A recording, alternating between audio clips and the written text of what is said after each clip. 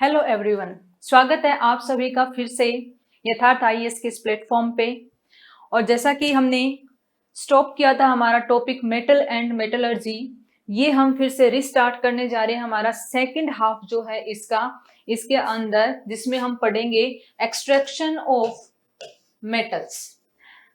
इससे पहले कि हम इसको स्टार्ट करें, I would like to share certain information with you guys that Yatharth IAS के इस प्लेटफॉर्म पे we are going to prepare for the RAS in exclusively English medium, जिसके अंदर सभी फैकल्टीज आपको रिगार्डिंग नोट्स, आरएएस के prelims as well as mains की series, सब कुछ आपको इंग्लिश मीडियम के अंदर सारा सब कुछ अच्छी हाई क्वालिटी का, जैसा कि आप यहाँ पे देख भी रहे होंगे जो नोट्स हैं आपको वो सब देखने को मिलेगा।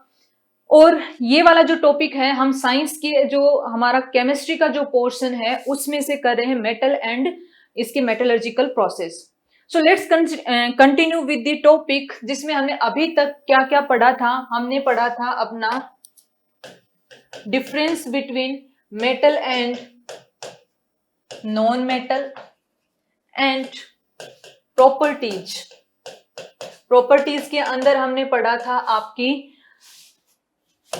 Chemical as well as physical properties के बारे में पढ़ा, और हमने आयनिक कंपाउंड्स,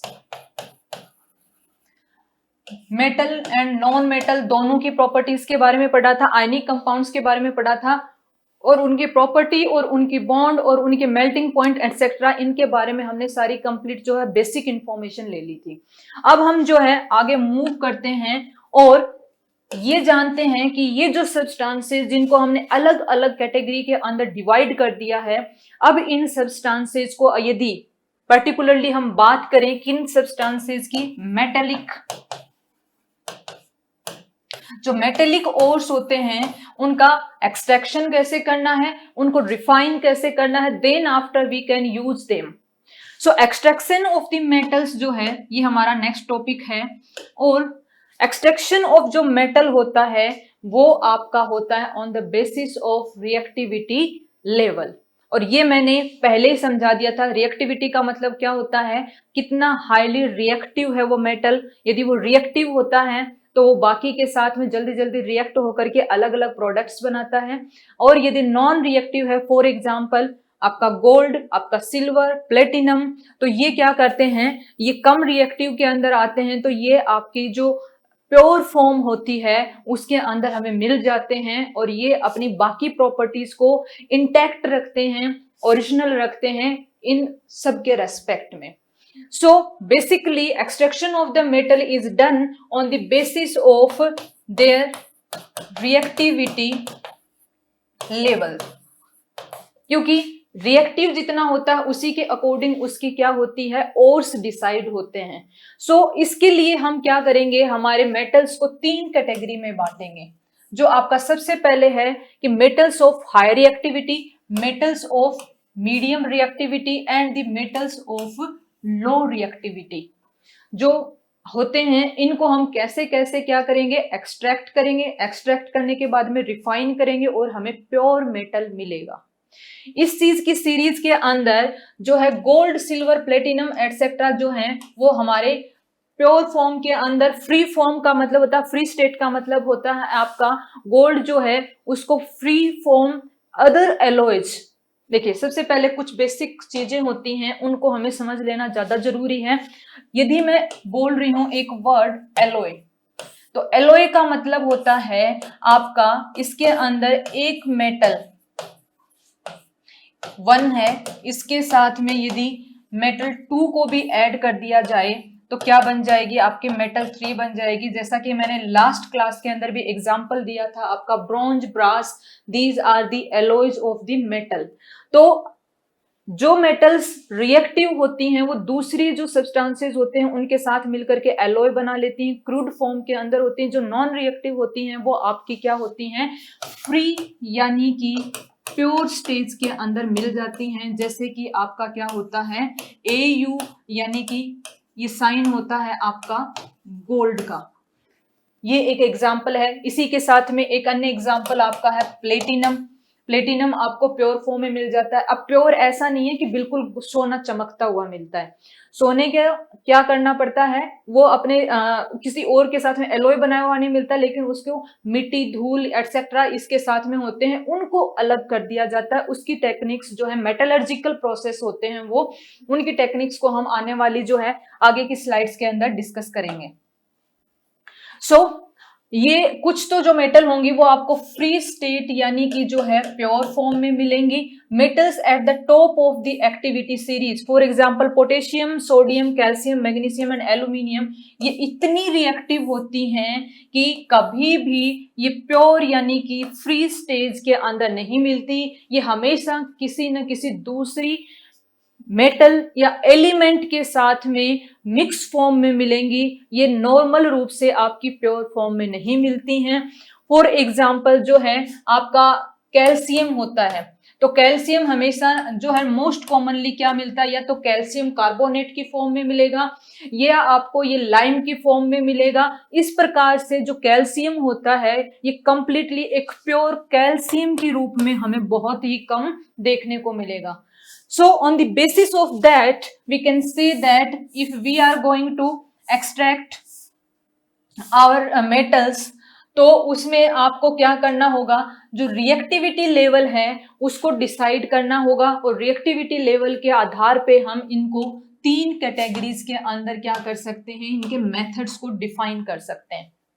अब बहुत ही ध्यान से ये टेबल समझेंगे हम, क्योंकि इसी टेबल को 10 नंबर में भी पूछा जा सकता है डायरेक्टली। आपको क्या पूछा जाएगा, steps involve in the extraction of the metals from their ores. Ores क्या होता है, raw form of the metal along with certain impurities. कोई भी मेटल होती है आपकी, वो मेटल किस फॉर्म में निकाली जाती है, रो फॉर्म में, वो ओर होता है उसका, और उसके बाद में इसका क्या होती है, रिफाइनिंग, प्यूरिफिकेशन, और उससे हमें मिलती है हमारी डिजायर्ड मेटल। तो इस ओर से हमें मेटल तक का जो स्टेप कवर करना है वो उसकी मेटल की रिएक्टिविटी लेवल के आधार पे हमें अलग अलग मेटल्स के अलग अलग होते हैं। ये जो हमारी टेबल है ये हमारे राजस्थान बोर्ड की बुक के अंदर भी दी हुई है, और इसको बहुत ही ऑथेंटिक, बहुत अच्छे तरीके से यहाँ पे इंस्टॉल की गई। तो आप इस चीज को समझ लेंगे तो आपका प्रीलिम्स के बहुत सारे क्वेश्चन जो इसमें से बन सकते हैं अलग अलग टाइप के, ऑब्वियसली आएगा तो एक क्वेश्चन, लेकिन अलग अलग टाइप से बन सकते हैं, उसको भी हम डिस्कस करेंगे। साथ में ही आपका मेंस में एक सीधा सीधा 10 नंबर का क्वेश्चन बनता है। क्वेश्चन ये बनता है, what are the methods of extraction of metals। अब ये क्वेश्चन जो है इसका एक कंप्लीट आंसर बहुत ही सिस्टेमेटिक वे में आपकी ये जो है टेबल है ये बना देंगे तो हम 10 में से बहुत अच्छे मार्क्स को क्या है स्कोर कर सकते हैं। Let's understand this. Metals of the high reactivity होती है, उनको एक तरीके से सबसे पहले क्या किया जाता है, इलेक्ट्रोलाइसिस फॉर्म से उसको क्या किया जाता है, अपने ओर से अलग किया जाता है। तो हाई रिएक्टिविटी की जो मेटल्स होंगी उनको उनका क्या किया जाता है, उनका किया जाता है आपका इलेक्ट्रोलाइसिस। इनका क्या किया जाता है, इलेक्ट्रोलाइसिस किया जाता है। सेकंड हम चलते हैं मेटल्स ऑफ मीडियम रिएक्टिविटी। यदि हम मीडियम रिएक्टिविटी की बात करें तो इसके अंदर देखिए 2 टाइप के और होते हैं। कुछ ऐसी मेटल्स होती हैं जो अपनी सब्सटेंस फॉर्म के अंदर जब प्रेजेंट होती हैं अर्थ की क्रस्ट के अंदर, तो वो ज्यादा रेडिली यानी कि ज्यादा अच्छे तरीके से क्या करती हैं, वो कार्बोनेट के ओर्स बनाती हैं, यानी कि वो आपके कार्बन जो प्रेजेंट है उसके साथ में रिएक्ट कर पाती हैं। और कुछ मेटल्स जो होती हैं आपकी वो सल्फाइड के ओर्स बनाती हैं, दैट मीन्स वो जो है आपकी सल्फर के साथ में क्या करती हैं, रिएक्ट करती हैं। ये हम आगे प्रोसीड करेंगे तब हमें पता चल जाएगा कि कौन सी मेटल्स होती हैं वो सल्फाइड ओर्स बनाती हैं और कौन सी कार्बोनेट्स बनाती हैं। अब जो कार्बोनेट के ओर बने हुए हैं, यानी कि those metals which have reacted readily with the carbon और कार्बन डाइऑक्साइड के साथ रिएक्ट करके CO3 की फॉर्म के अंदर उनके ओर हैं, कार्बोनेट के ओर हैं, उनको हम कि कौन से प्रोसेस से करेंगे, कैल्सिनेशन के प्रोसेस से एक्सट्रैक्ट करेंगे, अपने ओर से अलग करेंगे, और जो सल्फाइड के ओर बने हुए हैं उनको हम किससे करेंगे, रोस्टिंग प्रोसेस से करेंगे। अब calcination and roasting, these are the two very very important terms. Let's understand these terms first. जो आपकी कैल्सिनेशन एंड रोस्टिंग है इसको हम समझ लेते हैं पहले। देखिए, रोस्टिंग एंड जो है आपका कैल्सिनेशन जो है उसके बारे में हम देखें तो दोनों प्रोसेस जो हैं आपकी एक्सोथर्मिक प्रोसेसेस है। What I am saying, exothermic,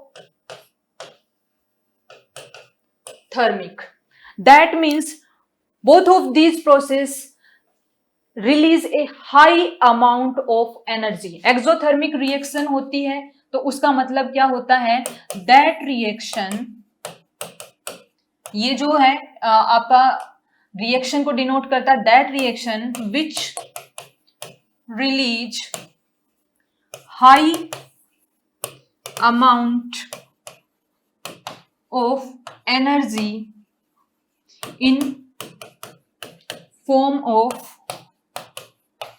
heat.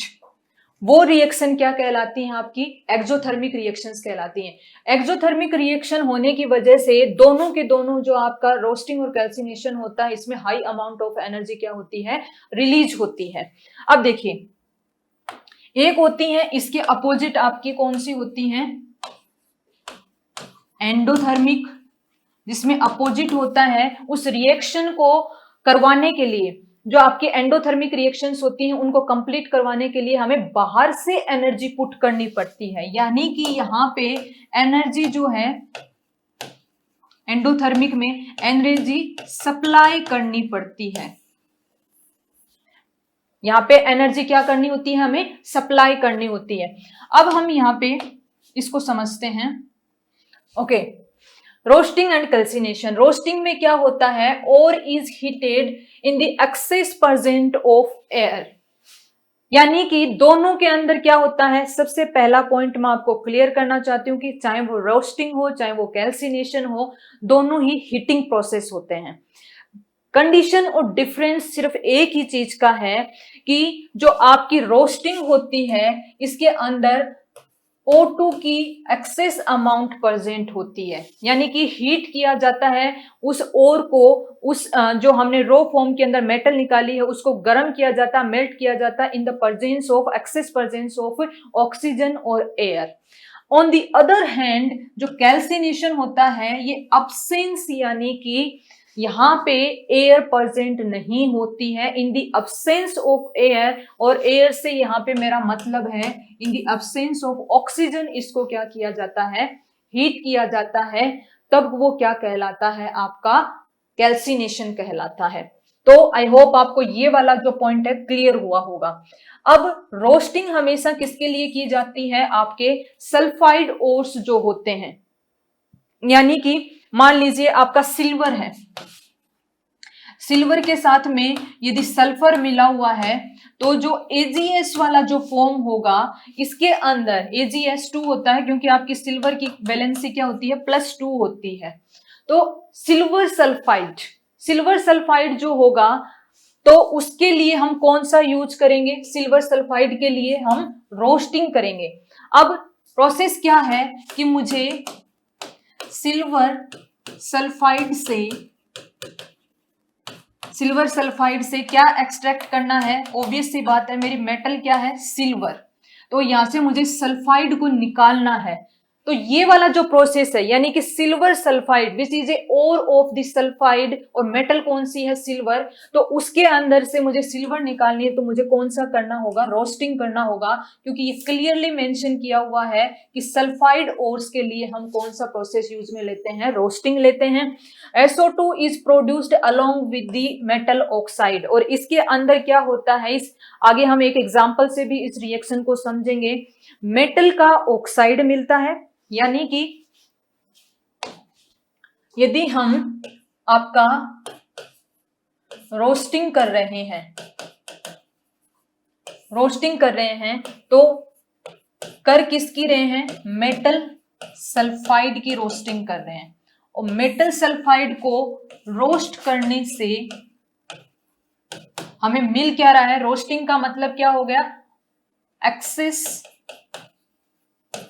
O2 की प्रेजेंस। इसका मतलब ये है, आम भाषा में लेमैन टर्म्स के अंदर मैं आपको आसानी से समझा रही हूं, एक रिएक्शन।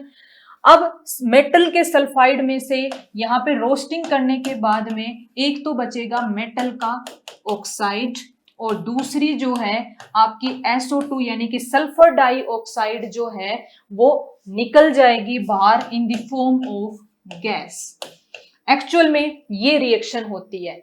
फिर हम फर्दर से मेटल के ऑक्साइड में से, ये जो मेटल का ऑक्साइड यहाँ पे बना है, इसमें से हमें क्या निकालनी, हमें मेटल चाहिए।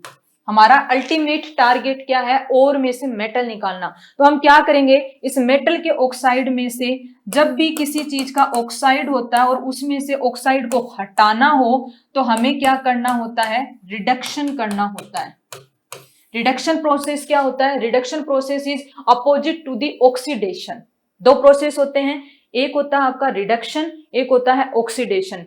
रिडक्शन के अंदर क्या होता है, ऑक्सीजन को रिमूव किया जाता है, ऑक्सीडेशन में क्या होता है, ऑक्सीजन ऐड की जाती है। अब ऑक्सीजन हमारे पास ऑक्साइड की फॉर्म में ऑलरेडी प्रेजेंट है, इसको रिमूव करना है तो हम क्या करेंगे, रिडक्शन प्रोसेस अपनाएंगे। तो यहाँ पे रिडक्शन प्रोसेस से क्या होगा, आपका जो मेटल ऑक्साइड है, इस मेटल ऑक्साइड में से एक तो हमें मिल जाएगा मेटल अलग से, और जो ऑक्साइड है वो ऑक्सीजन की फॉर्म में इससे अलग हो जाएगा। वाटर के साथ भी अलग हो सकता है, ऑक्सीजन एयर की फॉर्म में भी वो अलग हो सकता है। ये हम आगे प्रोसीड करते हुए समझ लेंगे। सो आई होप आपको यहाँ पे रोस्टिंग का कॉन्सेप्ट जो है समझ में आ गया। इसी टाइप से आपका कैल्सिनेशन को यदि हम समझें, कैल्सिनेशन, तो कैल्सिनेशन के अंदर क्या होता है, मेटल का कार्बोनेट फॉर्म की फॉर्म में ये प्रेजेंट होता है। अब यहां से यदि हम कैल्सिनेशन करते हैं, कार्बोनेट फॉर्म का मतलब होगा उसके साथ में CO3 की फॉर्म में प्रेजेंट होगा। मेटल किसके साथ में होगा, मान लीजिए कि सिल्वर कार्बोनेट प्रेजेंट है तो AgCO3 प्रेजेंट हो जाएगा। एग्जाम्पल के तौर पे समझा रही हूं आपको, ये नहीं भी हो सकता है इसमें। अब देखिए, अब कैल्सिनेशन होता है इन दी अब्सेंस ऑफ एयर, यानी कि ऑक्सीजन की अब्सेंस में होता है। तो इससे हमें मिलेगा क्या, इससे हमें मेटल का ऑक्साइड मिलेगा और साथ में आपकी जैसे कि मेटल का ऑक्साइड मिलेगा और कार्बन डाइऑक्साइड, बिकॉज ऑब्वियसली इसमें से जो कार्बोनेट है आपका, कार्बोनेट, इसमें से एक ऑक्सीजन CO3 का एक ऑक्सीजन तो किसके साथ में हो जाएगा, मेटल को ऑक्साइड बनाने में अटैच हो जाएगा। और वहां पे क्या रिलीज हो रही थी आपकी SO2, तो यहाँ पे कौन सी गैस रिलीज हो जाएगी, कार्बन डाइऑक्साइड रिलीज हो जाएगी। अगेन जो आपका मेटल का ऑक्साइड बना है उसको हम रिडक्शन कर लेंगे और रिडक्शन करने के बाद में यहां से हम मेटल जो है उसको एक्सट्रैक्ट कर लेंगे।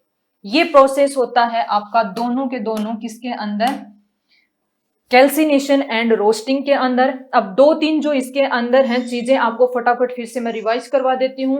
रोस्टिंग जो होती है वो इन द प्रेजेंस ऑफ एयर होती है, कैल्सिनेशन जो होता है वो in the absence of air होता है। रोस्टिंग जो होती है उसको आप सल्फाइड ओर्स के साथ में ही लगाते हैं, जबकि कैल्सिनेशन होता है उसके अंदर कार्बोनेट के ओर्स यूज किए जाते हैं। रोस्टिंग के अंदर गैस रिलीज होती है SO2 और आपकी यहाँ पे रिलीज होती है कार्बन डाइऑक्साइड। एग्जाम्पल देखेंगे तो मान लीजिए कि सल्फाइड है किसका, जिंक का, जिंक सल्फाइड यहाँ पे एक और है और इसमें से मुझे जिंक को अलग करना है। तो सबसे पहले सल्फाइड और है तो इस वजह से हम करेंगे रोस्टिंग, यानी कि एक्सेस अमाउंट ऑफ ऑक्सीजन, तो इससे बन गया जिंक ऑक्साइड, और जिंक ऑक्साइड के साथ में रिलीज हो गई आपकी SO2 air. For example same zinc का ही कार्बोनेट यदि प्रेजेंट है, कार्बोनेट जिंक कार्बोनेट की फॉर्म में है ZnCO3, तो यहां से यदि मैंने इन एब्सेंस ऑफ एयर इसको हीट किया तो एक तो बच गया जिंक ऑक्साइड ZnO जो कि मैंने बताया था, और साथ में जो कार्बन डाइऑक्साइड एयर है वो रिलीज हो गई। तो ये आपका सारा एक कॉन्सेप्ट यहां पे मैंने समझा दिया कैल्सिनेशन एंड रोस्टिंग का। फिर से हम चलते हैं हमारे उस टॉपिक की ओर जिसके अंदर हम मेटल्स को on the basis of their reactivity level decide कर रहे थे। सो हाई रिएक्टिव में तो क्या होता है, डायरेक्टली इलेक्ट्रोलाइसिस होता है, क्योंकि वो इलेक्ट्रोलाइसिस प्रोसेस से अपने ओर से क्या हो जाती हैं, अलग हो जाती हैं। यहाँ पे हमने कार्बोनेट और सल्फाइड और का कैल्सिनेशन एंड रोस्टिंग समझ लिया। दोनों के अंदर ही हमें पता चल रहा था, दोनों में ही मेटल ऑक्साइड बन रहा था। बहुत क्लियरली मैंने बता दिया था, दोनों रिएक्शन चाहे वो आपका कैल्सिनेशन हो चाहे रोस्टिंग हो, दोनों में क्या बन रहा था, मेटल का ऑक्साइड बन रहा था। फॉर एग्जाम्पल कैल्सिनेशन में तो क्या बन रहा था आपका ZnO बन रहा था, और रोस्टिंग के अंदर भी आपका ZnO बन रहा था जिंक के साथ में। तो मेटल का जो ऑक्साइड है, और ये भी मैंने समझा दिया था कि जब भी कोई ऑक्साइड होता है उसमें से ऑक्सीजन को हटाने के लिए हम क्या करते हैं, रिडक्शन करते हैं। तो रिडक्शन कर दिया, रिडक्शन करने के बाद में जो मेटल बचेगी, यहाँ पे जैसे आफ्टर रिडक्शन जिंक बच गया, लेकिन इसमें स्टिल कुछ ऐसी इंप्योरिटीज हैं, धूल मिट्टी एटसेट्रा, तो उसकी क्या कर ली जाती है, रिफाइनिंग कर ली जाती है। उसको चाहे तो हीट करके कर लेते हैं, चाहे इलेक्ट्रोलाइटिक मेथड से कर लेते हैं, चाहे फ्रोथ फ्लोटेशन मेथड से कर लेते हैं, वो भी हम आगे पढ़ेंगे। तो ये होती है मेटल्स की जो कि मीडियम रिएक्टिविटी रेंज में होती है उनकी। जो मेटल्स लो रिएक्टिविटी लेवल पे होती हैं वो हमेशा, एक तो हमें ये याद रखना है कि सल्फाइड के ही ओर बनाती हैं, क्योंकि उनके अंदर जो है स्टेबल फॉर्म के अंदर जो ओर प्रेजेंट रह सकता है नेचर के अंदर, वो होता है आपका सल्फर का ओर, क्योंकि ऑक्सीजन ओर से उससे भी ज्यादा क्या होती है, रिएक्टिव होती है। लेकिन वो नहीं, क्योंकि यहाँ पे लो है रिएक्टिविटी लेवल, इस वजह से क्या होता है, इसकी हमेशा क्या बनते हैं, सल्फाइड के ओर बनते हैं। ये भी अपने आप में यहाँ से एक क्वेश्चन बन गया। इस पे मैं आपको समझाऊंगी कौन कौन से क्वेश्चन हो सकते हैं। अब सल्फाइड का ओर है, और सल्फाइड के ओर में मैंने पहले ही बता दिया अच्छे से कैल्सिनेशन और रोस्टिंग में कि सल्फाइड का ओर होता है तो हम हमेशा रोस्टिंग करते हैं। तो यहाँ पे हम क्या करेंगे, रोस्टिंग। रोस्टिंग से क्या बनेगा, मेटल का ऑक्साइड बन जाएगा, और इस मेटल के ऑक्साइड से हम क्या निकालेंगे, मेटल निकालेंगे, और मेटल की हम क्या कर देंगे, रिफाइनिंग कर देंगे। So this is the most easy form of understanding the extraction of metal. अब यहां से क्वेश्चंस क्या क्या बनते हैं मैं आपको एक बार वो बता देती हूँ। प्रीलिम्स के, मेंस में तो सीधा सीधा सिंपल मैंने बताया था कि इसी पूरी चीज को पूछ लेंगे कि extraction of metal on the basis of their reactivity level कैसे किया जाता है। तो इसी टेबल को हमें बना देना है, थोड़ा थोड़ा हमें शब्दों में लिख देना है। जो वाली मैंने रिएक्शंस इस टाइप से, ये क्वेश्चन था, इस क्वेश्चन को हमें फिर कुछ कुछ जो है हमारी इस टाइप से मेथड रिएक्शंस बना बना करके हमें समझा देना है। अब देखिए प्रीलिम्स के क्वेश्चंस क्या क्या बनते हैं। पहला क्वेश्चन बनता है कि what kind of metals are directly removed directly extracted from their ores from the electrolysis method. I repeat my question, what kind of metals are directly extracted from their metal ores? तो इसमें कौन सी होती हैं, high reactivity वाली metal होती हैं। एक दो इसके अंदर हम एग्जांपल दे देंगे हाई रिएक्टिविटी के अंदर, जैसे पोटेशियम, सोडियम, कैल्शियम, ये आ जाती हैं। दूसरा क्वेश्चन पूछ लिया जाएगा कि metals with the medium reactivity and having the carbonate ores are extracted from which process? Metals with medium reactivity and having carbonate ores are extracted from the which process? तो carbonate वाली जो है हमारी calcination. इसको याद करने का देखो क्या तरीका हो सकता है, कार्बोनेट के अंदर क्या आता है, C आता है, और कैल्सिनेशन के अंदर भी क्या आता है, C। तो C4C याद रख लेना। कौन से ओर के लिए कैल्सिनेशन अपनाते हैं, कार्बोनेट ओर्स के लिए कैल्सिनेशन अपनाते हैं। तो अब से याद रखना, सी किसके लिए काम करता है? सी के लिए ही काम करता है, यानी कि कार्बोनेट वाले ओर होते हैं उनको हम कौन से मेथड से करते हैं? कैल्सिनेशन से ही करते हैं। रिमेनिंग कौन सा बच गया? सल्फाइड और बच गया। तो सल्फाइड के लिए क्या करेंगे? हम रोस्टिंग कर लेंगे। नेक्स्ट जो क्वेश्चन आता है, डिफाइन कैल्सिनेशन। और कैल्सिनेशन का प्रीलिम्स में क्वेश्चन कैसे पूछा जा सकता है? रिएक्शन की फॉर्म में पूछा जा सकता है। घुमा करके पूछ सकते हैं कि calcination process is excess amount of oxygen, excess amount of carbon dioxide, excess amount of sulfur dioxide, excess without any air presence। तो इस टाइप से आपका क्या हो जाएगा? फोर्थ इसका आंसर हो जाएगा without the presence of oxygen. Calcination का इस टाइप से दे देंगे। सिमिलरली रोस्टिंग पूछ लेंगे। एबीसी के अंदर आपको excess amount of sulphur dioxide के अंदर हीट करना, कार्बन डाइऑक्साइड के अंदर हीट करना, आपका नाइट्रोजन के अंदर हीट करना और एक्सेस अमाउंट ऑफ ऑक्सीजन में हीट करना। तो इसका आंसर हो जाएगा एक्सेस अमाउंट ऑफ ऑक्सीजन में हीट करना। ये सारे टाइप के जो क्वेश्चंस हैं ये आपकी इस टेबल से बनते हैं प्रीलिम्स के अंदर। नेक्स्ट हम मूव करते हैं, हमारे जो प्रोसेस है रोस्टिंग एंड कैल्सिनेशन हमने डिटेल में समझ लिया है। अब हम refining of metals, refining of the metals, because we have extracted the metal. हम कौन से मेथड तक, कहां तक पहुंच चुके हैं? हमने अभी अभी एक्सट्रैक्शन किया है। एक्सट्रैक्शन के बाद में जो मेटल मिलती है, मैंने कहा कि उसके अंदर क्या होता है, आपका सर्टेन अमाउंट में इंप्योरिटीज प्रेजेंट होती हैं, इंप्योरिटीज प्रेजेंट होती हैं। अब मुझे इन इंप्योरिटीज को हटाना है और मुझे मेरी प्योर मेटल चाहिए। मान लीजिए मुझे गोल्ड चाहिए और गोल्ड मुझे इस प्योर फॉर्म में चाहिए कि I can make the certain ornaments out of that gold. For that I have to refine the metal which has been extracted from its ore to after removing the impurities in the pure form of the gold, for which I have to do refining। जो refining process होता है इसके अंदर क्या होता है, आपका basically impurities को remove किया जाता है। So now let's study about the different refining processes। refining processes के अंदर जो most widely used होता है refining के अंदर, वो होता है आपकी electrolytic refining। इलेक्ट्रोलाइटिक रिफाइनिंग के अंदर क्या होता है, जैसा कि आप हमें यहाँ पे देख पा रहे हैं, इलेक्ट्रोलाइटिक रिफाइनिंग के अंदर जो मेटल जिसको हमें रिफाइन करना है, मेटल हमेशा हमें किस फॉर्म के अंदर मिल जाएगी? आसानी से सॉलिड फॉर्म में मिल जाएगी। इस सॉलिड मेटल की रोड जो होती है वो एक इलेक्ट्रोलाइटिक सॉल्यूशन के अंदर डिप की जाती है। उसमें आपको बिल्कुल लेमन टर्म्स के अंदर समझाते हो, ये जो सॉलिड होती है इसको एक इलेक्ट्रोलाइटिक सॉल्यूशन के अंदर डिप करेंगे, करंट को फ्लो करेंगे। करंट फ्लो होने के बाद में जो मेटल होती है वो हमेशा किसको क्या करती है, वो पॉजिटिव आयन बनाती है और वो उसमें जाएगी और वो जा करके जो आपका कैथोड होगा, यानी कि जो नेगेटिव साइड होगा उस पे जाकर के डिपॉजिट हो जाएगी और वहां से हम उसको निकाल लेंगे। बिल्कुल आसान तरीका तो इसका ये होता है। जैसे कि मान लीजिए हमें कॉपर को अपने रिफाइन करना है, कॉपर को निकालना है। सो फर्स्ट ऑफ ऑल हम क्या करेंगे, ये जो इम्प्योर फॉर्म ऑफ जो कॉपर है आपका, इसको हमने किस पे लगा दिया? एनोड पे लगा दिया।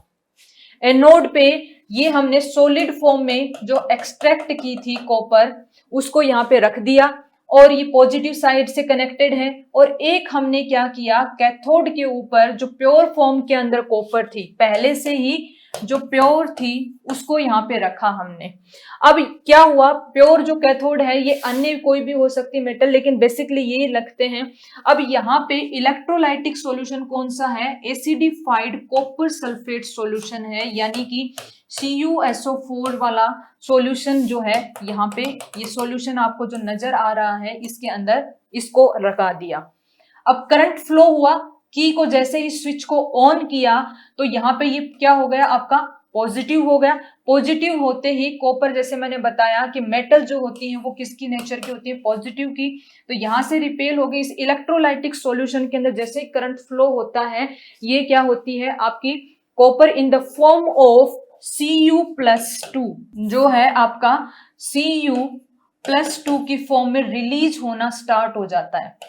कॉपर यहां से करंट फ्लो होते ही रिपेल होकर के, अब ये जो Cu+2 यहां से रिलीज हो रहा है, उसके साथ साथ में मान लीजिए कि ये रोड है, ये जो हमने एक रोड एक्सट्रैक्ट की थी, किससे, जो हमारे पीछे वाले प्रोसेस थे एक्सट्रैक्शन से, ये जो रोड एक्सट्रैक्ट की थी, इसके अंदर इतने सारे कॉपर में, ये मैं अलग जो है आपका, जैसे कि एक बार हम समझ लेते हैं इसको, इसमें ये कुछ कुछ क्या है आप देख पा रहे होंगे, ये हमने इसमें इम्प्योरिटीज है, किसके साथ में आपकी, ये हमारा कॉपर है। अब ये हमने इस चीज को समझ लिया। अब ये हमारा, इसको जैसे ही अप्लाई किया, यहाँ पे करंट फ्लो हुआ, करंट फ्लो होने के बाद में यदि ये कॉपर के आयन यहां से निकलेंगे, कॉपर के आयन यहां से निकलेंगे तो क्या होगा आपका, साथ साथ में इनसे बाइंड हुई हुई जो पिंक कलर में आपको इंप्योरिटीज दिख रही हैं, ये इंप्योरिटीज क्या हो जाएंगी, नीचे की तरफ आपके सॉल्यूशन के अंदर इकट्ठी होती चली जाएंगी, और कॉपर के आयन जो हैं आपकी प्रेजेंट हैं इन द फॉर्म ऑफ Cu+2, जो है किस फॉर्म में प्रेजेंट है, आपके Cu+2 की फॉर्म में प्रेजेंट है। अब देखिए, let's back to the point, ये थोड़ा कंफ्यूजन हो गया था फ्लो में, पढ़ाते पढ़ाते मेरा दिमाग सिर्फ और सिर्फ दिमाग में कॉपर कॉपर चल रहा था। सो यहाँ पे जब है इस टाइप से क्या होगा कि अब यहाँ पे आप देख पा रहे हैं जो पिंक कलर की हैं, ये आपकी क्या है, इम्प्योरिटीज हैं। तो जैसे जैसे यदि ये वाला कॉपर आयन यहाँ से रिलीज होकर के जाएगा, तो इसके साथ वाली इम्प्योरिटी क्या होगी, वो तो ना तो पॉजिटिव है ना वो नेगेटिव है, तो वो क्या हो जाएगी, वो इम्प्योरिटी धूल मिट्टी की फॉर्म में यहाँ पे एक साथ नीचे क्या होती चली जाएंगी, इकट्ठी होती चली जाएंगी। और Cu+2 जो है आपका इधर नेगेटिव साइड से कनेक्टेड है, ये इस इलेक्ट्रोड पे क्या होंगी, जाकर के अट्रैक्ट होकर के चिपक जाएंगी, और यहाँ पे एक क्या हो जाएगी, आपकी लेयर बनती चली जाएगी। तो इसको हम इस टाइप से समझ सकते हैं कि ये मेरा इम्प्योर था, और इस वाले से Cu+2 जाकर के इस पे क्या हो गया, ये नेगेटिव है आपका और ये पॉजिटिव है, तो यहां से रिपेल हुआ प्लस प्लस से, और जाकर के इस नेगेटिव से अट्रैक्ट होकर के इसके ऊपर इस टाइप से क्या हो जाएगा, एक लेयर की फॉर्म में अटैच होता चला जाएगा, और बाद में हम क्या होंगे, इस लेयर को यहां से रिमूव कर देंगे। ये एक सिंपलेस्ट फॉर्म ऑफ मेथड है किसका, आपका रिफाइनिंग ऑफ मेटल का। ये जो हमें एनोड पे, ये कैथोड पे हमें जो लेयर मिलेगी, it will be the pure form of copper. अब हम आगे मूव करते हैं, तो एक टर्म आती है हमारी कोरोजन। हमने प्योर फॉर्म ऑफ मेटल निकाल लिया, चाहे वो आपका कॉपर हो, चाहे वो आपका गोल्ड हो, चाहे वो आपका सिल्वर हो, यहां तक हमने मेटल्स के इन मेथड्स को समझ लिया। लेकिन pure form of copper, gold और सिल्वर लेने के बावजूद जो क्या होता है, कुछ टाइम के बाद में, यहाँ पे मेरे कुछ टाइम से मतलब है आपका कुछ मेटल्स होती हैं, वो मान लो कि आपके 2 to 3 मंथ्स ले लें, और कुछ जो होती है फॉर एग्जांपल गोल्ड सिल्वर लेते हैं वो आपका ईयर्स के अंदर। लेकिन आयरन होती है, आयरन पे भी क्या हो जाती है, रस्टिंग हो जाती है, तो हमें इन पे एक अदर से क्या बन जाती है, लेयर बन जाती है। उसको हम क्या कहते हैं, वो प्रोसेस कौन सा होता है, कोरोजन होता है। अब मैं इसको आपको बहुत ही आसान और लेमैन टर्म्स में समझाने वाली, ताकि आप आने वाले इसके जो केमिकल प्रोसेसेस हैं उनके बारे में समझ सकें। सबसे पहले तो कोरोजन कुछ नहीं है, हम जो बोलते हैं कि जंग लगना। आपने सुना होगा आपके घर में माता पिता, दादी, बहन किसी को भी कहते हुए कि हमारे घर में जो है छत के ऊपर लोहे का, टिन का जो डब्बा पड़ा था, उसके ऊपर जंग लग गया। जंग लगना क्या होता है, उसी को कहते हैं कोरोजन।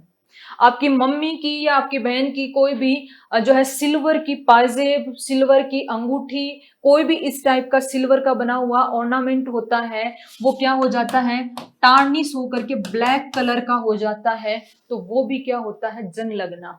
अब मैंने ये वाला एग्जाम्पल क्यों दिया है आपका, एक और आपने देखा होगा कि आपके घर में जो है कॉपर के बने हुए कोई भी बर्तन होते हैं, जो आपका कॉपर होता है उसके बर्तन होते हैं, उनके ऊपर ग्रीन ग्रीन कलर का एक क्या हो जाते हैं, ऐसे धब्बे से बन जाते हैं, और वो अपनी जो रियल लस्ट्रस फॉर्म होती है, चमकीली कॉपर वाली होती है, वो गायब हो जाती है और वो अच्छा नहीं दिखता। तो उसके ऊपर क्या हो जाता है, कुछ ग्रीन कलर के ऐसे धब्बे बन जाते हैं, चांदी की चीजों पे ब्लैक ब्लैक बन जाते हैं, और आपका लोहा होता है वो रस्टिंग से खराब होने लग जाता है। ये सभी के सभी क्या होते हैं, आपकी कोरोजन के, यानी कि जंग लगने की अलग अलग फॉर्म्स होती हैं, जो कि हमने जो मेटल एक्सट्रैक्ट किया है, सबसे पहले तो हमने क्या पढ़ा था, मेटल के बारे में पढ़ा था। यहां तक की जर्नी को रिवाइज करते हैं, मेटल नॉन मेटल, इनकी फिजिकल केमिकल प्रॉपर्टीज एटसेट्रा पढ़ी। दूसरा हमने सीखा मेटल को एक्सट्रैक्ट करना, और तीसरा हमने सीखा मेटल रिफाइन करना। अब मेटल रिफाइन होने के बाद में एक प्रॉब्लम आती है कि जो प्योर फॉर्म ऑफ मेटल होती है उसके ऊपर क्या हो जाता है, कोरोजन लग जाता है, यानी कि जंग लग जाता है, कोरोजन की प्रोसेस हो जाती है। तो पहले तो हम सीखेंगे यहाँ पे कि कोरोजन जो होता है वो होता क्या है, और फिर कोरोजन को रिमूव कैसे किया जा सकता है। सो लेट्स मूव अहेड, और सबसे पहले तो हम कोरोजन को समझते हैं। Silver it react with the sulphur in the presence of the air, and इसके ऊपर एक कोटिंग बन जाती है आपकी सिल्वर सल्फाइड की, जो कि क्या होती है, आपकी ब्लैक कलर की होती है, सिल्वर सल्फाइड की जो सल्फरश होती है। तो सिल्वर के ऊपर किसकी कोटिंग, सबसे पहले तो हमने क्या पढ़ा,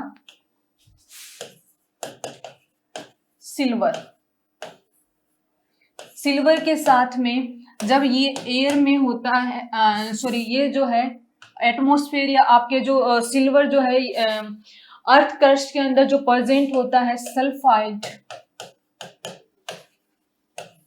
इन द फॉर्म ऑफ सल्फर, किस फॉर्म में प्रेजेंट होता है, सल्फर की फॉर्म में।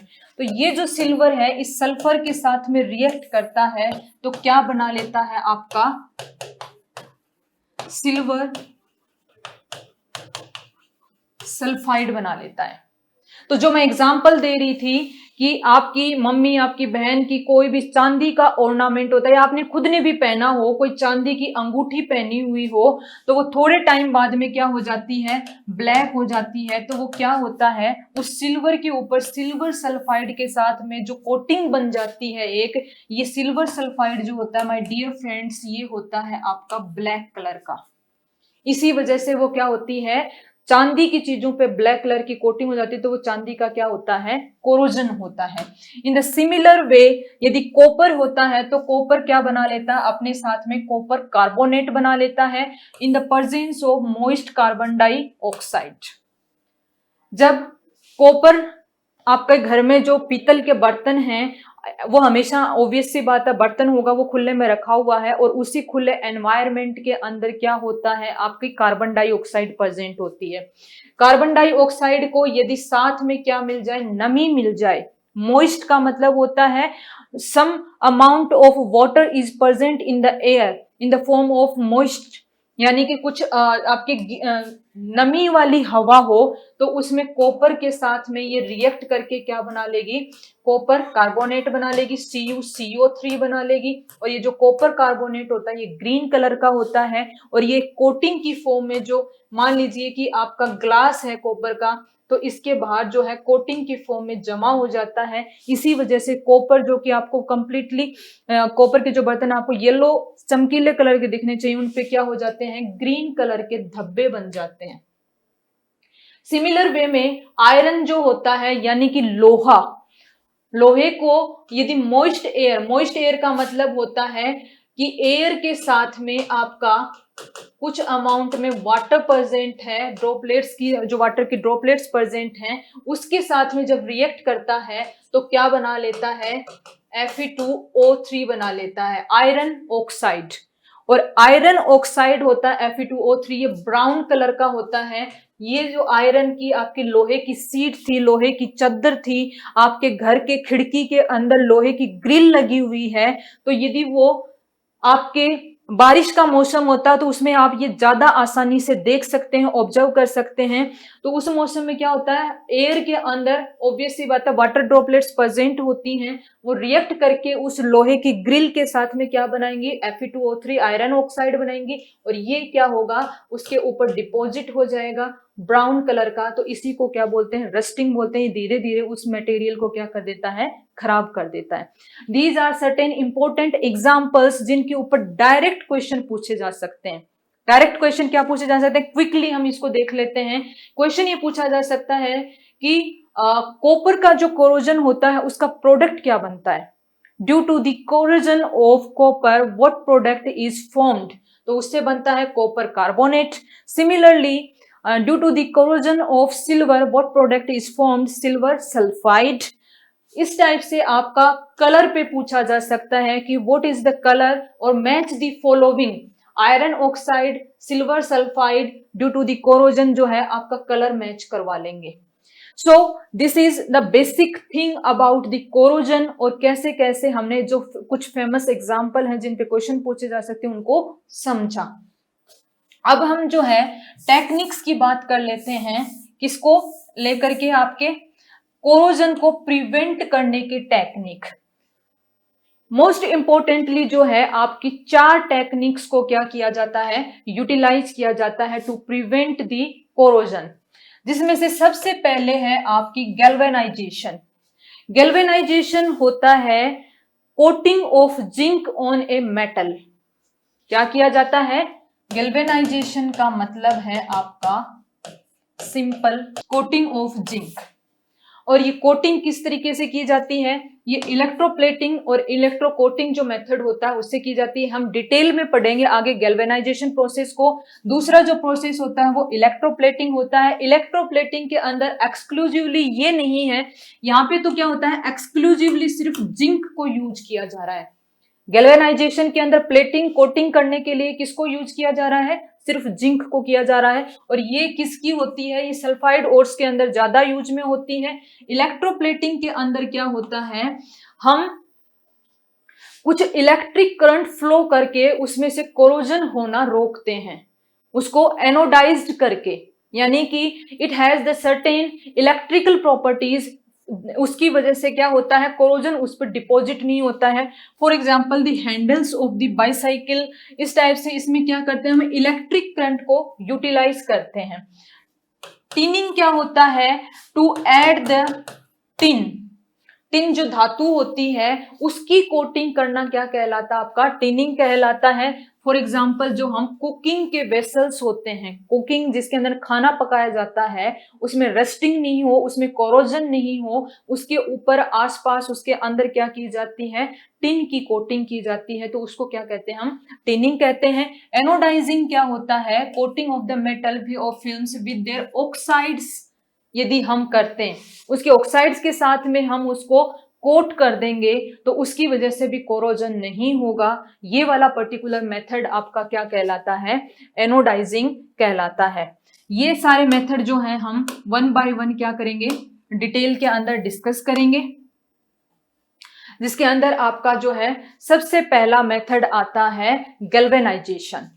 Galvanisation in short I have discussed about that कि गैल्वेनाइजेशन के अंदर हम क्या करते हैं, आपका जिंक की कोटिंग करते हैं, लेकिन करते कैसे हैं इस चीज को समझ लेते हैं।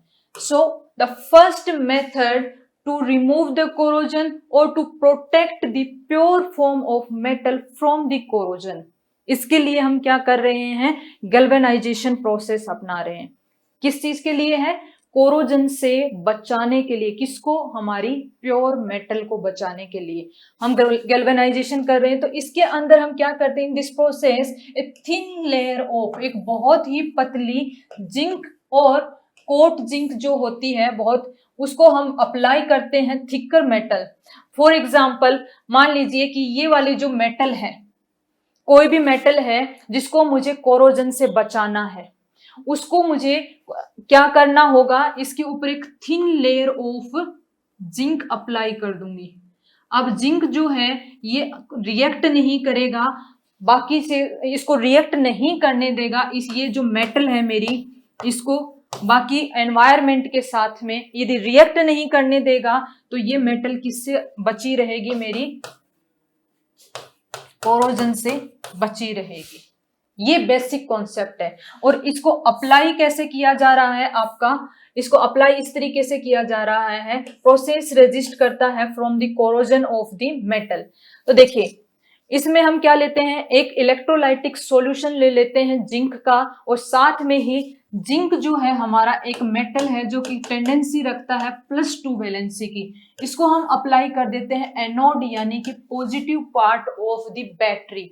इसको इसके साथ कनेक्ट किया, और जिस मेटल पर कोटिंग करनी है उसको हमेशा किससे कनेक्ट करते हैं हम, नेगेटिव साइड यानी कि आपका कैथोड से कनेक्ट करते हैं। तो जिस मेटल पे कोटिंग करनी है तो उसको तो हमने कनेक्ट किया है आपका कैथोड के साथ में, और जिस मेटल जिसकी करनी है, ऑब्वियसली गैल्वेनाइजेशन प्रोसेस है, तो गैल्वेनाइजेशन में जिसकी करनी होती है वो फिक्स है आपका जिंक, उसको हमने कर दिया एनोड से।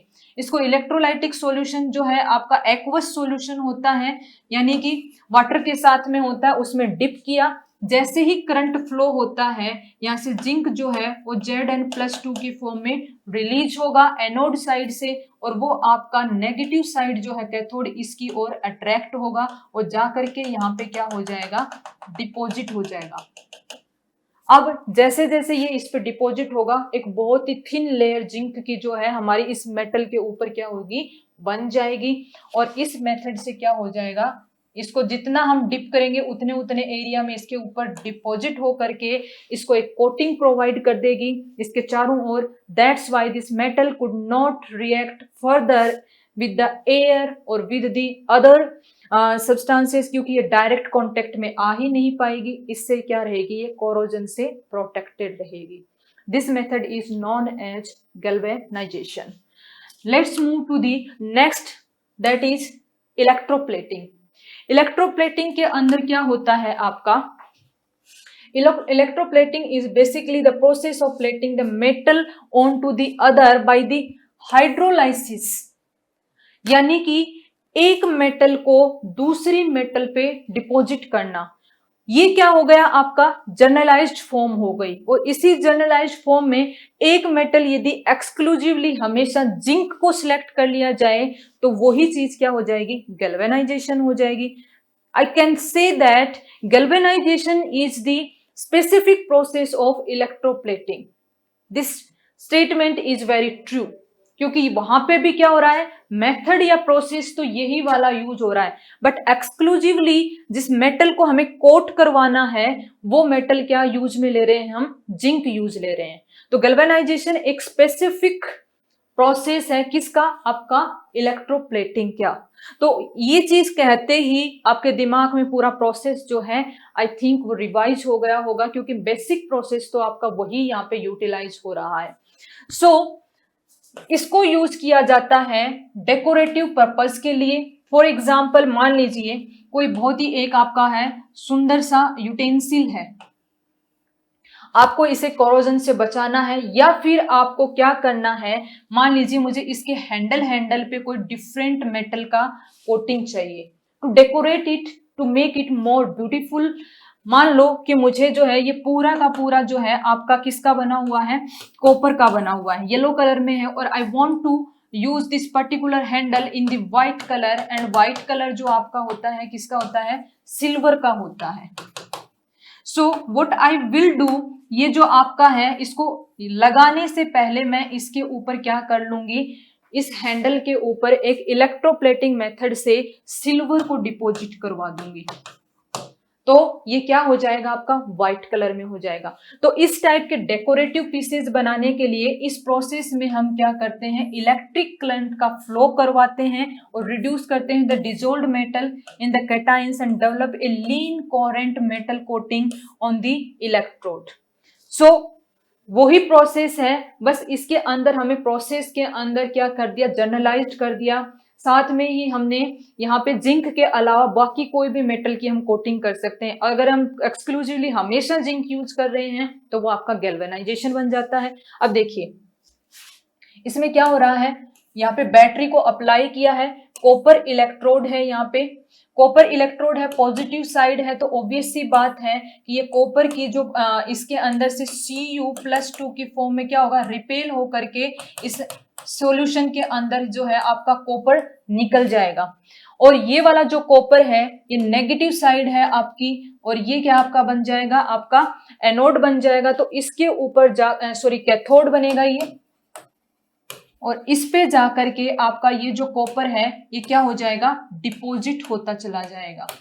तो कॉपर डिपॉजिट होगा यहाँ पे, तो उस एरिया में कॉपर का कलर क्या होता है आपका, येलो होता है, तो वो वाला पूरा क्या हो जाएगा, यहाँ पे एक लेयर की फॉर्म में डिपॉजिट हो जाएगा।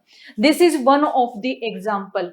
इसी टाइप से मैंने जैसे ये वाला एग्जाम्पल दिया है, मैं यहाँ पे क्या कर सकती हूँ, सिल्वर की कोटिंग कर सकती हूँ, सिल्वर को डिपॉजिट करवा सकती हूँ। तो किसी भी टाइप का मेरा जो डेकोरेटिव आइटम्स ऐसे बनते हैं मेटल के, वो इलेक्ट्रोप्लेटिंग से बनते हैं। और साथ में ही यदि मैं किसी नॉन रिएक्टिव मेटल को, नॉन रिएक्टिव मेटल के अंदर आपका क्या आता है, गोल्ड आता है, AU स्टैंड्स फॉर गोल्ड। मान लीजिए कॉपर की जगह पे ये वाला जो बना हुआ है ये गोल्ड की बनी हुई है, तो गोल्ड यहाँ पे Cu+2 की जगह पे AU+2 निकलेगा और जाकर के इस पर डिपॉजिट हो जाएगा। इस पर डिपॉजिट हो गया, आपने देखा होगा, सुना होगा, आपकी मम्मी बहन या परिवार में किसी को कहते हुए सुना होगा कि फलाना फलाना आभूषण पे जो है, मान लीजिए कि चैन है, चैन तो चांदी की है लेकिन उसके ऊपर क्या है कि सोने का झोल चढ़ा हुआ है। आपने ये बात सुनी होगी। तो वो सोने का झोल क्या होता है, यानी कि सोने की परत होती है, और वो ही सोने की परत इस तरीके से चढ़ाई जा रही है। उसके दो उद्देश्य पूरे हो रहे हैं। पहला उद्देश्य तो क्या पूरा हो रहा है, यहाँ पे मैंने बताया कि सोना यानी कि जो गोल्ड है वो बहुत ही कम रिएक्ट करने वाली धातु है, बहुत कम रिएक्ट करती है, इसी वजह से इसके आभूषण बनाए जाते हैं, क्योंकि इस पे कोरोजन नहीं होता, बाकी ये प्योर फॉर्म में रहती है। तो एक तो ये रिएक्ट नहीं करेगी, और चांदी आपकी, जैसे कि हमने देखा था, चांदी जो है सिल्वर, वो सिल्वर सल्फाइड बना करके ब्लैक कलर की हो जाती है।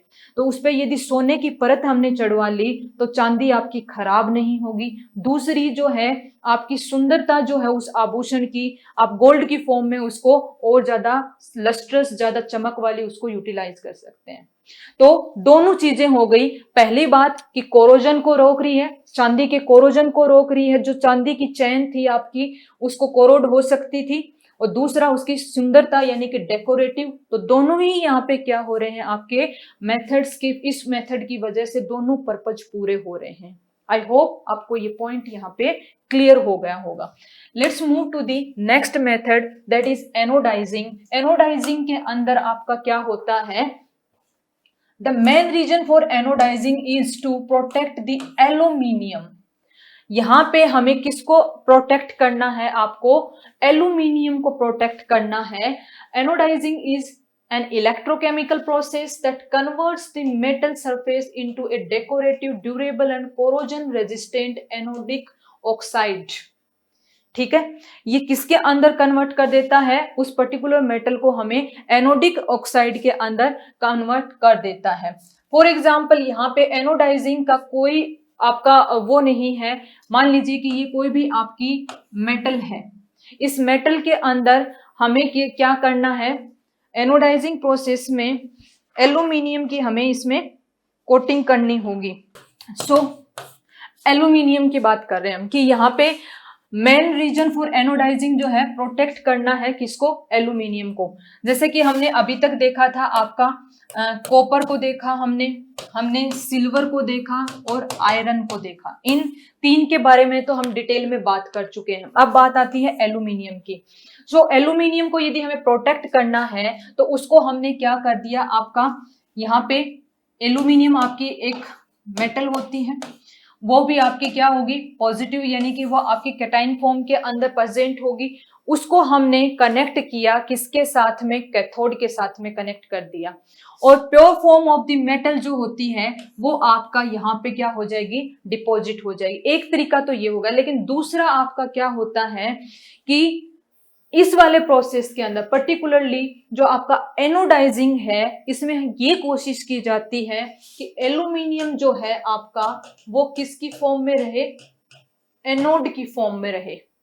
एनोड की फॉर्म में होगा तो उसके ऊपर आकर के कोई भी एक्सटर्नल जो होगा मेटल या फिर मॉइस्ट एयर के साथ रिएक्शन करके ना तो उसका कार्बोनेट ना उसका सल्फाइड उस पे आकर के डिपॉजिट नहीं हो पाएगा।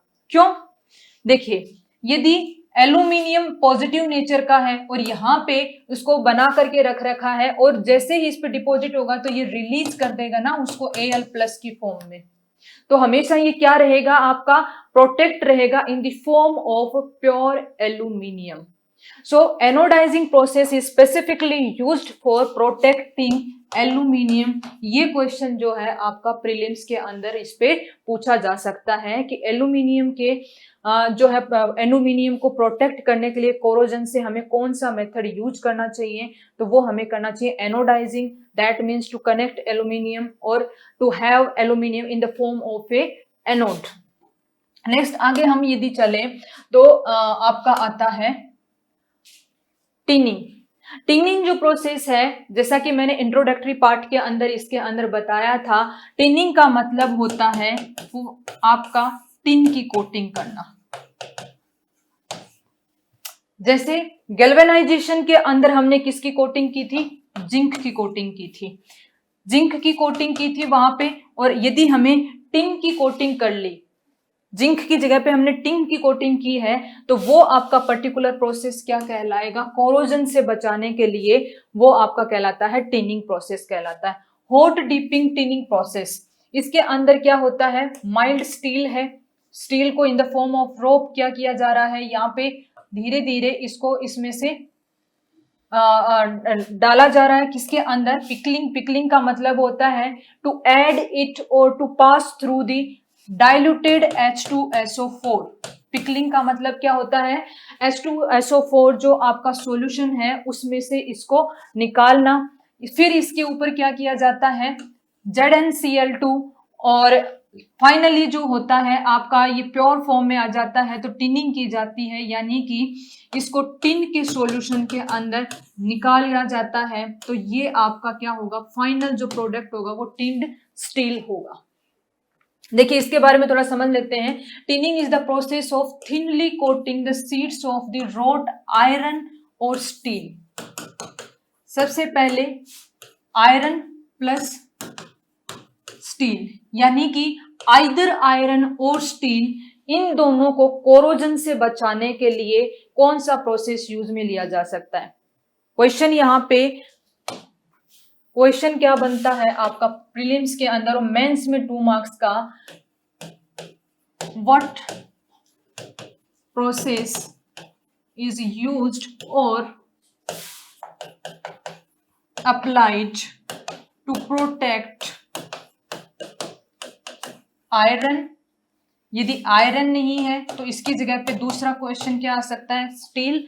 व्हाट प्रोसेस इज यूज्ड या फिर अप्लाइड, दोनों कोई भी वर्ड हो सकता है इसमें से, to protect the iron. Iron की जगह पे दूसरा ऑप्शन क्या हो सकता है, स्टील फ्रॉम कोरोजन। ये क्वेश्चन पूछा जा सकता है और उसके अंदर आपको ऑप्शंस क्या क्या मिलेंगे। ऑप्शन नंबर ए होगा उसमें गैल्वेनाइजेशन, ऑप्शन नंबर 2 होगा इलेक्ट्रोप्लेटिंग, ऑप्शन नंबर 3 होगा टिनिंग, और ऑप्शन नंबर 4 जो होगा आपका इसके अंदर हम कौन सा यूज कर सकते हैं, कोटिंग। तो इसका राइट आंसर क्या हो जाएगा आपका, टिनिंग हो जाएगा। इस टाइप से आपसे इसमें क्या पूछा जा सकता है, एक पर्टिकुलर क्वेश्चन पूछा जा सकता है और इससे जो प्रोडक्ट बनता है उसको क्या कहते हैं, टिन प्लेट कहते हैं। टिन प्लेट कहते हैं। अब देखिए, इसको सबसे पहले एक एसिडिक सॉल्यूशन से पास ऑन करना। फॉर एग्जाम्पल, हम किसके ऊपर कर रहे हैं, यहाँ पे स्टील के प्रोडक्ट के ऊपर टिनिंग कर रहे हैं। स्टील की बनी हुई जो है एक वायर है, लंबा वायर है, उसको हमें प्रोटेक्ट करना है ताकि भविष्य में इस पे कोरोजन नहीं हो। तो सबसे पहले उसकी पिकलिंग यानी कि उसके ऊपर जो कोई भी इम्प्योरिटी है उसको माइल्ड करने के लिए एक H2SO4 जो डाइल्यूटेड H2SO4 में से निकाला, फिर उसको जिंक क्लोराइड के सॉल्यूशन में से इसके फ्लक्स जो है यानी कि इम्प्योरिटीज को रिमूव करते हुए फाइनली इसको किसके जो है सॉल्यूशन के अंदर से निकाल दिया हमने टिन के अंदर, और यहां से क्या हो जाएगी 250-290 डिग्री सेंटीग्रेड टेम्परेचर के ऊपर इस पे कोटिंग कर दी हमने टिन की। It is a very simple process. The thing that you have to remember for the point of view of exam is that tinning process generally किन चीजों के लिए यूज में किया जाता है, किन को प्रोटेक्ट करने के लिए किया जाता है। First is the iron and second one is the steel. Iron और स्टील के जो प्रोडक्ट्स होते हैं, ये आपने देखा भी होगा कि घर के अंदर जो हमारे स्टील के बर्तन होते हैं उनके अंदर की साइड और बाहर की साइड जो होता है टिन की कोटिंग की हुई होती है। इसी प्रकार से आपके घर में जो लोहे की बनी हुई ग्रिल होती है, खिड़कियों में रेलिंग होती है, आपके घर की रेलिंग होती है लोहे की बनी हुई, उस पे क्या किया जाता है टिन की कोटिंग की हुई होती है। और ये दोनों ही चीजें इसलिए की होती हैं कि मॉइस्ट एयर के साथ में लोहा जो है आपका आयरन ऑक्साइड न बना करके रस्टिंग ना हो, उसकी कोरोजन ना हो। ओके, जो आपका नेक्स्ट पार्ट है वो है आपका बचाने के लिए कोरोजन से एलोइंग। एलोइंग का बेसिक मीनिंग मैं आपके साथ में पहले डिस्कस कर चुकी हूँ। एलोइंग का मतलब होता है एक या एक से ज्यादा मेटल जो होते हैं उनको मिक्स करके एक नई फॉर्म ऑफ मेटल बनाना, ताकि वो क्या हो, या तो उसके अंदर 2-3 पर्पज होते हैं। एलोय बनाने के पर्पज की यदि हम बात करें तो सबसे पहले एलोय होता क्या है, एलोय होता है मिक्सिंग ऑफ मेटल्स। अब देखिए, पर्पस की बात करते हैं तो पर्पस हो सकता है स्ट्रेंथ प्रोवाइड करवाना। मान लीजिए पर्टिकुलर आपका आपने सुना होगा एक चीज, आपने अपने दिमाग में अपने डेली लाइफ में सुनी होगी कि जो गोल्ड होता है, सोना होता है, यदि उसके आभूषण बनाने होते हैं तो कोई 18 कैरेट का होता है, कोई 22 कैरेट का होता है, कोई 24 कैरेट का होता है। इस टाइप से आपने सोने के आभूषण सुने हैं। कभी भी सोने को प्योर फॉर्म में यूज में नहीं लिया जाता, क्योंकि प्योर फॉर्म के अंदर क्या होता है, सोना इतना स्ट्रॉन्ग नहीं होता है, उसमें स्ट्रेंथ नहीं होती है, वो आसानी से टूट सकता है। तो उसमें कुछ इम्प्योरिटीज ऐड की जाती है, कॉपर एटसेट्रा की, ताकि वो क्या रहे, उसकी स्ट्रेंथ ज्यादा रहे, वो स्ट्रॉन्ग रहे। सिमिलरली बाकी जो मेटल होती हैं उनके अंदर भी स्ट्रेंथ को इंक्रीज करने के लिए, जैसे कि आपका लोहा यानी कि जो आयरन होता है वो भी प्योर फॉर्म में यूज नहीं लिया जाता है, उसको कुछ अमाउंट में उसमें कार्बन ऐड किया जाता है उसकी स्ट्रेंथ को इंक्रीज करने के लिए। तो फर्स्ट पर्पस स्ट्रेंथ इंक्रीज हो गया। दूसरा जो है उसको कोरोजन से भी बचाने के लिए क्या किया जा सकता है, टू कोरोजन रिड्यूस करने के लिए या कोरोजन ना हो इसके लिए भी क्या किया जाता है, उन मेटल्स के एलॉय बना दिए जाते हैं। सो alloying is a very good method of improving the properties of the metal. If one of the metal is mercury, then the alloy is always known as the amalgam. ये fix हो गया। आपसे यहां से क्या हो सकता है, एक बहुत ही अच्छा ऑब्जेक्टिव टाइप का क्वेश्चन बनता है। ऑब्जेक्टिव क्वेश्चन क्या, कि यदि क्वेश्चन इस टाइप से बन सकता है, in the alloying method if one of the metal is the mercury then the alloy will be known as, इसमें अलग अलग एग्जाम्पल्स हो सकते हैं, या फिर इनडायरेक्ट वे से क्वेश्चन कैसे पूछा जा सकता है, अमलगम इज, सीधा सिंपल क्वेश्चन हो गया, what is amalgam, what is amalgam. इसमें अलग अलग हो सकता है, amalgam is a metal, amalgam is a alloy.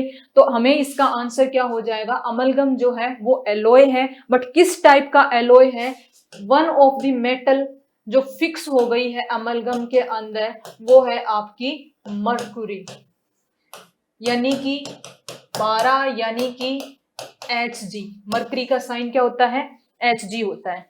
तो ये आपकी एक मेटल यदि फिक्स कर दी जाए बाकी मेटल्स के साथ में मिलाने की, तो वो पर्टिकुलर एलॉय अमलगम कहलाता है। प्रॉपर्टीज की यदि हम बात करें एलॉय की, तो प्रॉपर्टीज में electric conductivity and melting point जो होते हैं दोनों ही कम हो जाते हैं प्योर मेटल की कंपैरिजन में। बहुत ही इंपॉर्टेंट, इस चीज को दिमाग में रख लेना, ध्यान से समझ लेना कि एलॉय जो होता है, एलॉय यानी कि इसके अंदर मेटल 1 प्लस मेटल 2 और कोई भी मेटल जो आगे और भी बनाई जा सकती है, जैसे कि फूल्स गोल्ड कहते हैं, उसमें 3-4 टाइप की मेटल्स को मिलाया जाता है। तो कोई भी इतनी जो मेटल 3-4 टाइप तक की हो सकती है, ये जो एलॉय बनता है ये हमेशा अपनी प्योर मेटल की कंपैरिजन में, प्योर मेटल की कंपैरिजन में इसकी इलेक्ट्रिकल कंडक्टिविटी भी क्या होती है, कम होती है, और उसका जो मेल्टिंग पॉइंट भी होता है वो कम होता है। हमेशा जब भी किसी भी चीज के अंदर इंप्योरिटीज मिल जाती है, कोई और चीज मिल जाती है, तो मेल्टिंग पॉइंट कम हो जाता है। यही चीज यहाँ पे हो रही है। प्योर फॉर्म की मेटल जो थी उसकी कंपैरिजन में मेल्टिंग पॉइंट कम हो गया। मान लीजिए कि प्योर मेटल जो है वो मेल्ट हो रही थी 100 डिग्री सेंटीग्रेड पे, तो एलॉय बनने के बाद में वो क्या हो जाएगी, आपकी 80 या 90 डिग्री सेंटीग्रेड पे ही मेल्ट हो जाएगी। ये इसका मतलब है। तो दिस इज एलॉइंग। एलॉय हमने समझ लिया। और एलॉय से क्या होता है, आपका कोरोजन से कैसे बचाया जा सकता है। कोरोजन से इस टाइप से बचाया जा सकता है कि ज्यादा जल्दी कोरोड होने वाली मेटल, जैसे कि हमने देखा था आयरन यानी कि लोहा, यदि मैंने उसके अंदर किसको मिक्स कर दिया, कार्बन को मिक्स कर दिया, तो उसकी स्ट्रेंथ भी बढ़ जाती है और वो धीरे धीरे कोरोजन होता है, उसका उतनी रेट से कोरोजन नहीं होता है। तो कोरोजन और स्ट्रेंथ दोनों के लिए क्या किया जाता है, एलॉइंग की जाती है।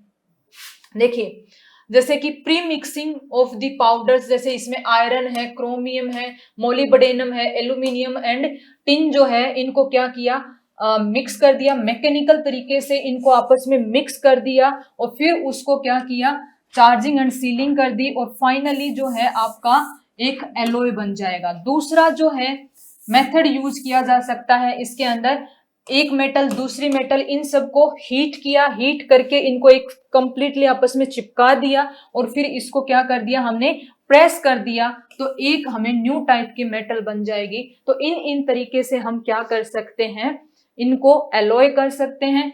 फॉर एग्जाम्पल यहाँ पे भी ये वाला मेथड भी होता है और एक ये मेथड ये इस टाइप से होता है आपका, यदि हम डिस्कस करें। अब ये देखिए हॉट आइसोस्टेटिक इसमें प्रेसिंग की और फिर फाइनली इसको क्या कर दिया हमने, हॉट रोलिंग से एक डेफिनेट फॉर्म के अंदर ले आए और हॉट हीट ट्रीटमेंट से हमने इसको कट करके अलग अलग में कन्वर्ट कर दिया। I want to say that कि आपका जो एलॉइंग का मेथड है, एलॉइंग के मेथड में मान लीजिए आपकी मेटल 1, मेटल 2 और मेटल 3, इन सब्सटेंसेस को क्या करेंगे, मिक्स कर देंगे। मिक्स करने के लिए आप क्या कर सकते हैं, मैकेनिकल मेथड यूज कर सकते हैं, यानी कि ग्राइंड करना, ग्राइंड करके आपस में मिक्स कर सकते हैं। दूसरा आप मिक्स करने के लिए मेथड जो यूज कर सकते हैं वो हीटिंग का भी कर सकते हैं।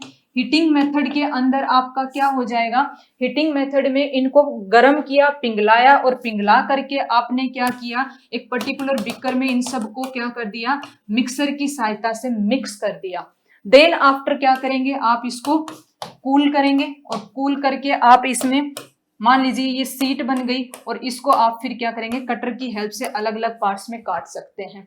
यहाँ पे भी क्या होगा, मैकेनिकल फॉर्म में भी मिक्स किया तो भी आपको क्या करना होगा, फाइनली उसको हीट करना होगा या फिर प्रेस करना होगा।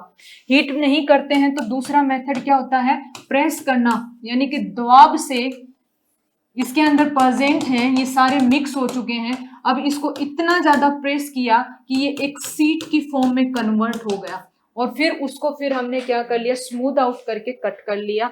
तो ये सारे मेथड आपके क्या हो जाएंगे, एलोइंग के अंदर आ जाएंगे। So this is in this session we will keep about the metal and metallurgical process up to that, इस पॉइंट तक हम इसको रखते हैं, जिसके अंदर हमने पढ़ लिया है हमारा कोरोजन से बचाने के जो मेथड्स हैं डिफरेंट डिफरेंट, वहां तक।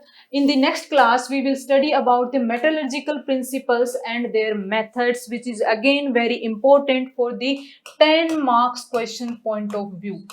जो सीधे सीधे 10 नंबर का क्वेश्चन आता है वो यहां से आ सकता है। सो नेक्स्ट क्लास भी बहुत ही इंपॉर्टेंट होने वाली है। आई होप आपको ये सेशन बहुत अच्छा लगा होगा। Thank you so much.